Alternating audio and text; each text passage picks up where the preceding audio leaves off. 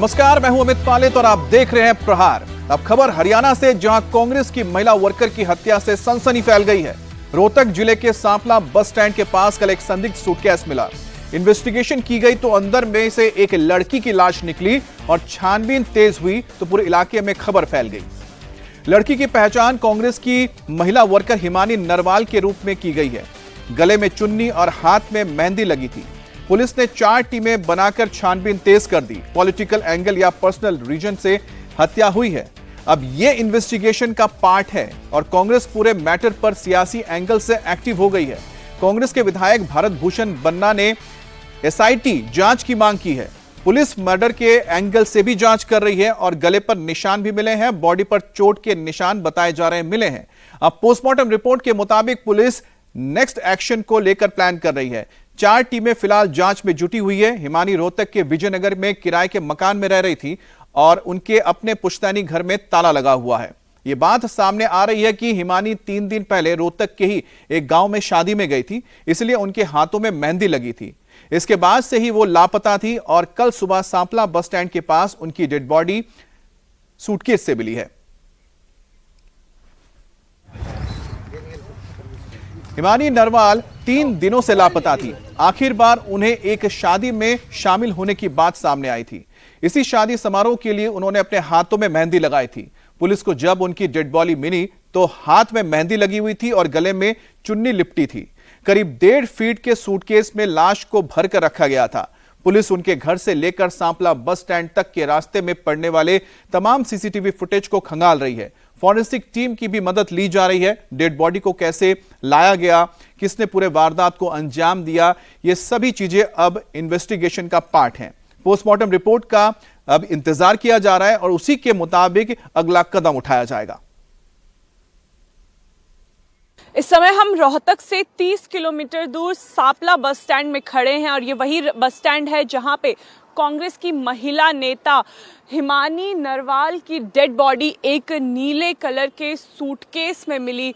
काफ़ी चहल पहल वाला ये बस स्टैंड है। सुबह से ही यहाँ पे लोग आने शुरू हो जाते हैं। इंटरस्टेट बसें यहाँ से चलती हैं, गुरुग्राम के लिए यहाँ से बस चलती है, तो सुबह से ही चहल पहल रहती है। लेकिन कल 11 बजे यहाँ पे हड़कंप मच गया क्योंकि कांग्रेस की महिला नेता जो 30 वर्ष की थी, काफ़ी एक्टिव थी, हरियाणा में रोहतक में जानी जाती थी, हिमानी नरवाल की डेड बॉडी एक 1.5 फुट के नीले सूटकेस में मिली। डेड बॉडी को काली चुन्नी से बांधा हुआ था। डेड बॉडी के होठ नीले पड़े हुए थे, खून के निशान थे। डेड बॉडी जब पुलिस को मिली तो पुलिस ने इसे मर्डर के एंगल से इस पूरे केस में जांच शुरू की, क्योंकि एक प्लानिंग के तहत हिमानी की डेड बॉडी को सांपला बस स्टैंड के पीछे ठीक इसी जगह में नीले सूटकेस में फेंका गया। ये अगर आप पूरा इलाका देखेंगे तो बस स्टैंड के पीछे का इलाका है। इस इलाके में कोई सीसीटीवी कैमरा नहीं है, केवल यहाँ से गाड़ियाँ आती जाती हैं। पैदल भी लोग यहाँ पे बेहद कम आते हैं। या अगर कोई यहाँ पे सूटकेस रखता है तो देखने वाला यानी उसे पहचानने वाला भी यहाँ पे कोई इंसान नहीं है। इसी जगह पे उस नीले सूटकेस को रखा गया जब सुबह आसपास के इलाके की दुकानें खुली, क्योंकि यहाँ से 100 मीटर दूर पे कुछ दुकानें हैं, कुछ खाने पीने की दुकानें हैं, फल फ्रूट के ठेले हैं। तो उन लोगों ने जब यहाँ पे सूटकेस देखा तो पुलिस को उसकी सूचना दी। पहले लगा कि कोई संदिग्ध वस्तु ना हो, लेकिन जब पुलिस आई तो पुलिस ने जब सूटकेस खोला तो देखा कि एक लड़की की डेड बॉडी सूटकेस में रखी हुई है। 1.5 फुट के सूटकेस में बॉडी को बुरी तरीके से रखा गया था। मार पीट के उस बॉडी को उसके अंदर रखा था। ये अंदाज़ा लगाया जा रहा है, पुलिस भी इस बात को कह रही है कि मर्डर से पहले हिमानी के साथ मारपीट हुई और उसका गला भी दबाया गया, क्योंकि गले में भी निशान मिले हैं। हिमानी के हाथों पे मेहंदी लगी हुई थी। ये अंदाज़ा लगाया जा रहा है या तो वो कहीं किसी शादी के लिए तैयार हुई थी या कुछ दिनों पहले किसी शादी में उसने शिरकत की थी। लेकिन कौन हिमानी नरवाल की डेड बॉडी को सांपला बस स्टैंड के ठीक पीछे छोड़ के गया, ये पुलिस के लिए अभी भी गुत्थी बनी हुई है। और हिमानी नरवाल कांग्रेस की एक्टिव मेंबर थी। राहुल गांधी की भारत जोड़ो यात्रा में शामिल हुई थी। हरियाणा पारंपरिक परिधान पहनकर वो भारत जोड़ो यात्रा में दिखाई दी। राहुल गांधी के साथ उनकी कई सारी तस्वीरें भी सामने आई थी। रोहतक जिले में एक्टिव कांग्रेसी के तौर पर उन्हें जाना जाता था। कांग्रेस के कई सीनियर नेताओं के साथ उनकी तस्वीरें भी हैं। सोशल मीडिया पर भी वो लगातार एक्टिव थीं। बताया जा रहा है कि हरियाणा निकाय चुनाव के लिए भी वो सक्रिय भूमिका अदा कर रही थी। कल जब बस स्टैंड के पास उनकी डेड बॉडी मिली तो पूरे इलाके में हड़कंप मच गया। चश्मदीदों ने बताया कि करीब 1.5 फीट लंबे सूटकेस में बॉडी मिली है। हालांकि अभी तक यह पता नहीं चल पाया कि कैसे सूटकेस यहां पर लाया गया। देखिए ground report. Sapla bus stand के पीछे जब एक सूटकेस में डेड बॉडी मिली तो पुलिस को इन्फॉर्म किया गया और फिर एकदम से जमावड़ा लग गया। कुछ चश्मदीद हमारे साथ हैं। क्या देखा था आपने कल? कल देखा था जी, सुबह सुबह हम उठे तो भीड़ जमा हो रही थी। बोले पुलिस आई हुई है। माँ क्या बात है? बोला एक लड़की उसमें सूटकेस में फिट कर रखी है मार के, तो पुलिस आई हुई थी यहाँ। बाकी पता ये हमें पता नहीं क्या हुआ। बॉडी की हालात थी, क्या उसमें निशान थे, क्या पहना हुआ था, हाथ में मेहंदी थी? हाथ में मेहंदी थी और वो सूटकेस बंद था। उसके बाद में प्रशासन आया और कुछ लोग हम वहाँ पे गए। उसके बाद में उन्होंने सूटकेस खोला तो उसमें एक लड़की मिली। तो बोल रहे थे इसकी बुरी तरह से हालत मार के और उसमें डाल दी। रात को कोई डाल के गया है। उसके बाद में पुलिस आई और पुलिस ने पब्लिक को दूर कर दिया। डेड बॉडी पे कोई मार के निशान थे? मार के निशान वो हमें पता नहीं, क्योंकि पुलिस ने पब्लिक को दूर कर दिया था। जी कुछ लोग बोल रहे थे निशान थे उसके यहाँ। अच्छा, हाँ। सिर पर चोट के निशान थे जी, सिर पर चोट के निशान थे। इस साइड में गले में चुन्नी थी। हाँ जी, ये कबाड़ा बीनने वाले नहीं होते, इनने बताई कि लाश पड़ी है टेची में। तो पब्लिक गई तो देखा डेड बॉडी टेची के अंदर पैक कर रखी थी। मौके पुलिस ने मुआयना कराया, फोरेंसिक जांच जूच करके ओके करवा दिया। भैया कल जो सूटकेस मिला जिसमें डेड बॉडी थी उसे आपने देखा था? हाँ जी, हमने देखा था। क्या नाम है आपका? मेरा नाम मोहन सिंह है। मोहन सिंह जी, क्या कितने बजे की बात थी, पूरी कहानी बताइए। सुबह मैं खरकौदा से वापस आ रहा था यहाँ सांपला के लिए, तो मैं यहाँ पर भीड़ लगी हुई थी उस टाइम पे। तो करीब 11 बजे की बात थी और पुलिस भी थी और सूटकेस में बॉडी रखी हुई थी और कंबल में लिपटी हुई रखी थी सूटकेस में। उसमें खोल के भी देखा पुलिस वालों ने, तो उसको हमको तो नजीक तो नहीं जाने दिया, दूर से ही देखा था हमने। तो और तो हमने ऐसा कुछ मालूम नहीं पड़ा, तो पुलिस वालों ने टिकट नहीं दिया, भगा दिया फिर। लेकिन क्या थोड़ा बहुत देख पाए लड़की के जो शरीर में कुछ निशान थे, खून था? नहीं, हमको तो दूर से ही उसके हाथ तो पैर देखे थे उसके। हमने तो पैर ही पैर देखे थे। हाँ, चोट तो नहीं थी, पैर में तो चोट नहीं थी। मुगड़ी हुई और रखी थी सूटकेस में, बिल्कुल पैर और हाथ पैर बिल्कुल रखे थे। और हिमानी नरवाल की हत्या को लेकर कई अनसुलझे सवाल अब सामने हैं, जिसके जवाब पुलिस तलाश रही है। हिमानी 3 दिनों से लापता थी तो कोई शिकायत क्यों नहीं की गई? शादी समारोह में गई हिमानी अचानक कहां चली गई और किसके साथ गई, क्यों गई? क्या शव को ठिकाने लगाने के लिए सूटकेस खरीदा गया था? क्योंकि जिस सूटकेस में लाश मिली है वो पूरी तरह से नहीं है। क्या इस वारदात में एक से ज्यादा हत्यारे शामिल हैं? कांग्रेस अब पूरे मामले में एक्टिव हो रही है। कांग्रेस विधायक भारत भूषण बन्ना ने एसआईटी जांच की मांग की है। हरियाणा के पूर्व सीएम भूपेंद्र सिंह हुड्डा ने भी ट्वीट करके पूरे मामले में सख्त कार्रवाई की मांग की है। एक शव सापला में संदूक के अंदर मिला है और बाद में इस बात की भी शिनाख्त से एक पत्रकार साथी का भी फोन आया था कि वो हिमानी नरवाल है। वो हमारी बहुत अच्छी वर्कर थी, बहुत एक्टिव वर्कर थी और जो जघन्य ये अपराध हुआ है ये बहुत निंदनीय है।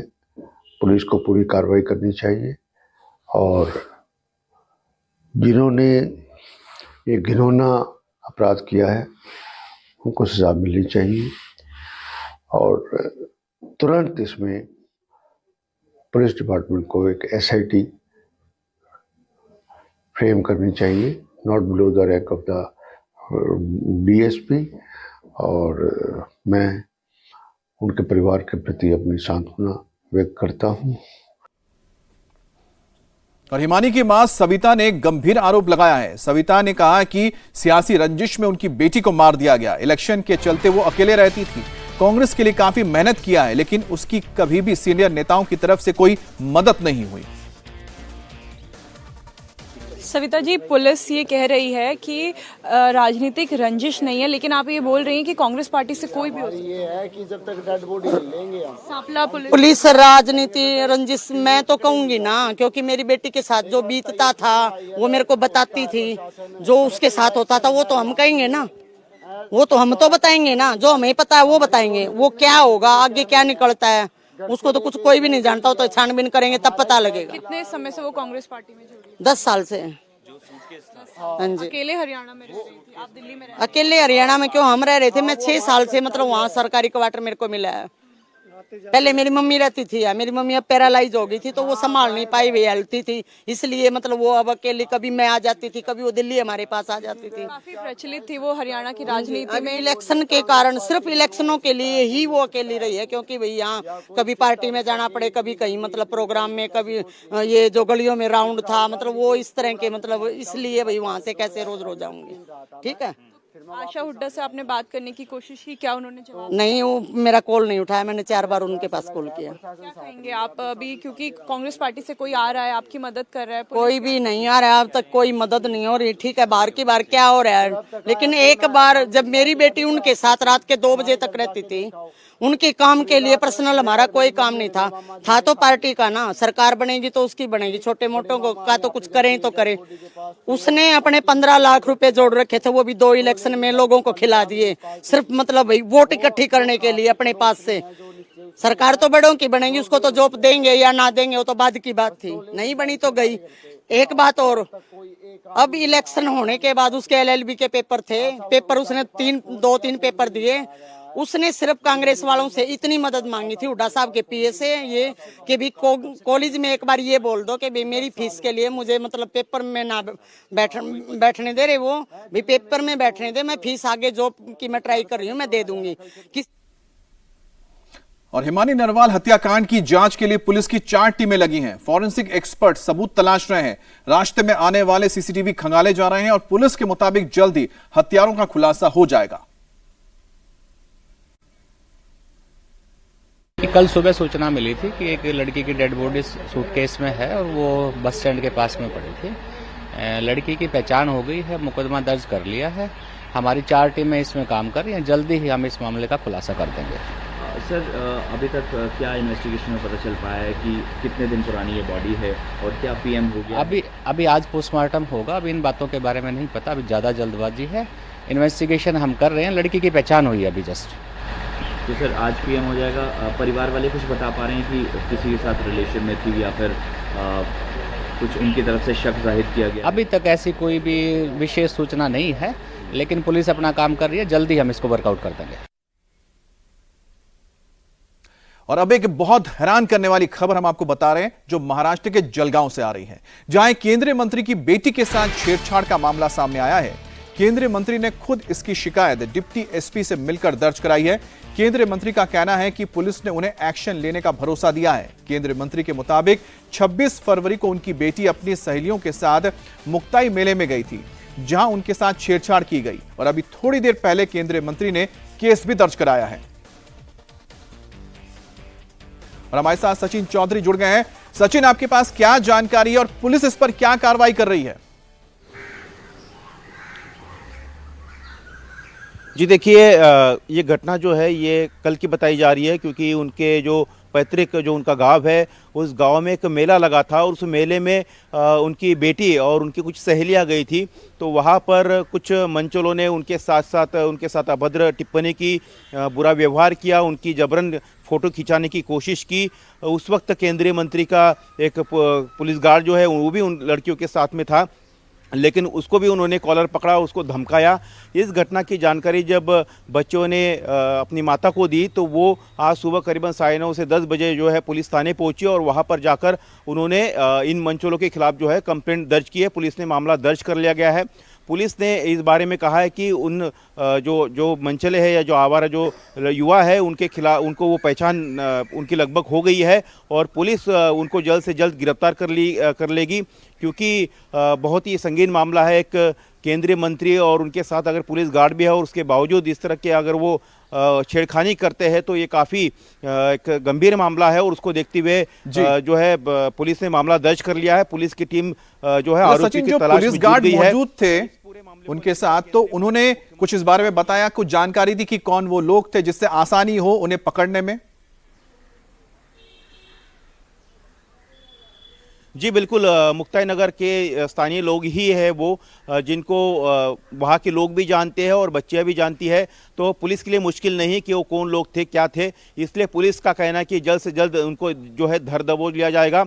जैसे ही मंचोलों का ये पता चल गया है कि इस बारे में कड़ी एक्शन होने वाली है, तब से वो फरार है, लेकिन पुलिस का कहना है कि पुलिस ने उनकी पहचान कर ली है और पुलिस जल्द ही उन्हें गिरफ्तार करेगी। जी पुलिस का ये मानना है कि आरोपियों की पहचान हो गई है जिन्होंने छेड़छाड़ की थी, और अब उनके ऊपर जल्दी कार्रवाई होगी। बहुत शुक्रिया आपका। और बात करते हैं यूपी की। यूपी में रमजान के आगाज के साथ ही शुरू हुए लाउडस्पीकर पर एक्शन की बात करेंगे। योगी सरकार के ऐलान के बाद उत्तर प्रदेश के अलग अलग शहरों में लाउडस्पीकर हटाने का अभियान जोर शोर से चल रहा है। रमजान से पहले आगरा में धार्मिक स्थलों की छतों से लाउडस्पीकर हटाए गए हैं। सदर बाजार इलाके में 2 अलग अलग मस्जिदों की छतों पर पुलिस को लाउडस्पीकर लगे हुए मिले। ये लाउडस्पीकर तय मानकों से ज्यादा तेज आवाज में बजाए जा रहे थे। पुलिस ने दोनों मस्जिद के इमाम को लाउडस्पीकर हटाने को कहा, जिसके बाद उन्होंने मस्जिद के छतों से इन्हें हटा दिया है।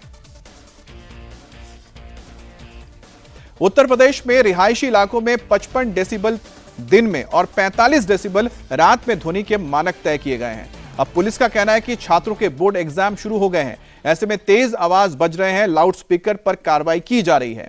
प्रशासन ने कार्रवाई करते हुए सदर बाजार की तोप वाली मस्जिद और गुंबद वाली मस्जिद के छतों से लाउडस्पीकर हटवाए हैं।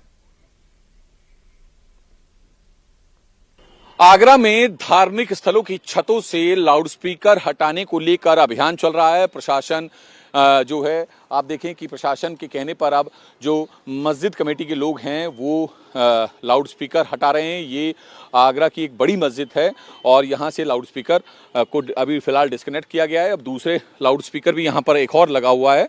2 लाउडस्पीकर यहाँ पे लगे हुए। दरअसल ये रेजिडेंशियल इलाके में लगी बनी हुई मस्जिद है जिसकी छतों पर लाउडस्पीकर लगे थे 2, और फिलहाल अभी इन्हें हटाया जा रहा है। किसके कहने पे भैया हटा रहे हैं? क्या नाम है आपका? आरिस। किसके कहने पे हटा रही हैं? इमाम साहब के।